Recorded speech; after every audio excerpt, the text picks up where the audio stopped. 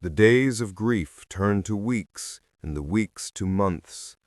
What once was a house filled with laughter now stood silent beneath the olive trees.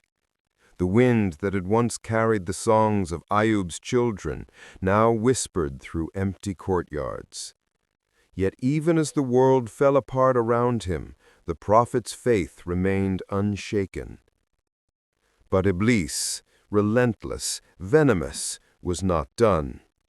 He had taken Ayyub's wealth, burned his fields, and buried his children beneath the dust. Still, the man praised his Lord. So the accursed whispered again in the unseen realm, "He clings to you only because you have spared his flesh. Touch his body, and he will curse you as every man curses pain." The Almighty, whose wisdom no heart can fathom, replied, "Do what you will to his body, but his soul is mine. You will find no victory over him." The affliction begins. One morning, as Ayyub prayed beneath the fig tree, a sudden weakness swept through his limbs. The world blurred, his knees trembled beneath him. Rahmah rushed forward. "My love, are you ill?" "It is nothing," she whispered, "only a wind through the bones." But the pain deepened. First it crept into his joints, then into his skin, then into his blood itself. Lesions bloomed across his body like dark blossoms. His flesh ached as though fire lived beneath it. The physicians of Edessa came, wise men of medicine, healers who had once called him Lord. They examined him, muttered, prayed, and wept, but none could cure what heaven had decreed. One by one they left. Rahmah remained, always at his side, washing his wounds, whispering prayers, refusing to sleep while he suffered. "Do you remember," she said one night, "the first day we met? You spoke to me of patience, and I thought it meant silence. But now I see it means trust, even when there is no reason to trust." Ayyub smiled weakly. "Patience is not the chain around the neck, Rahmah. It is the key that opens the prison of despair." The desertion of man. As months passed, Ayyub's body decayed until even his servants could no longer bear the sight. His wealth was gone, his home abandoned, his lands taken by men who once called him friend. The people whispered, "Surely this man has sinned, for no righteous one is struck so deeply." Even the scholars who once praised him turned away, saying, "He must have angered the heavens."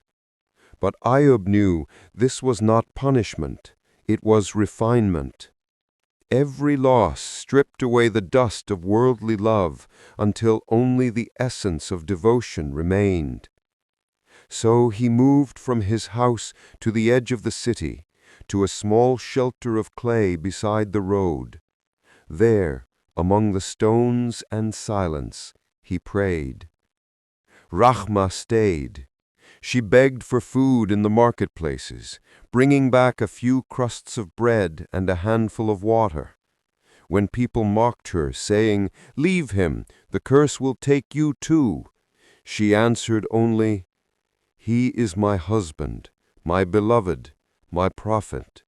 If the Lord tests him, then I am tested beside him."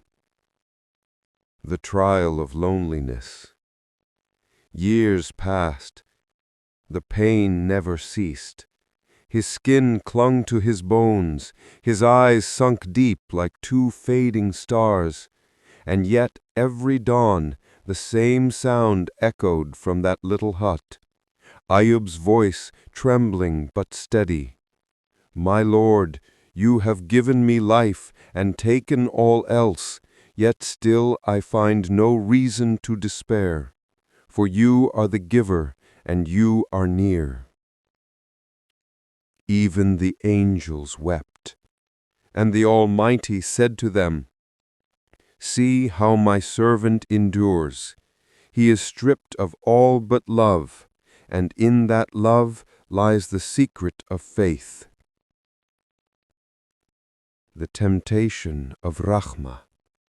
When all seemed hopeless, Iblis tried one final path, not through the man, but through the woman who loved him. He appeared before Rahmah in the form of an old traveler, cloaked in shadow. "You are a good woman," he said.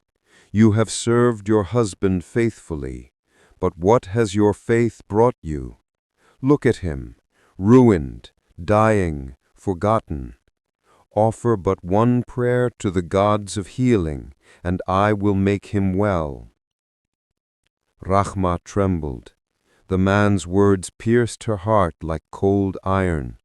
She turned to look at Ayyub, asleep and fevered, and for one fleeting moment she hesitated. But then she whispered, "Begone, you are the deceiver. My Lord is one, and He alone gives life and healing." The shadow fled into the dunes, howling with rage.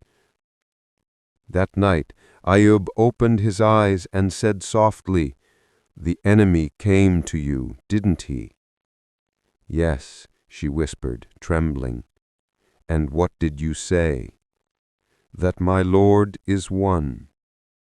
Ayyub smiled faintly. "Then, Rahmah, you have passed the test better than I." The cry from the dust.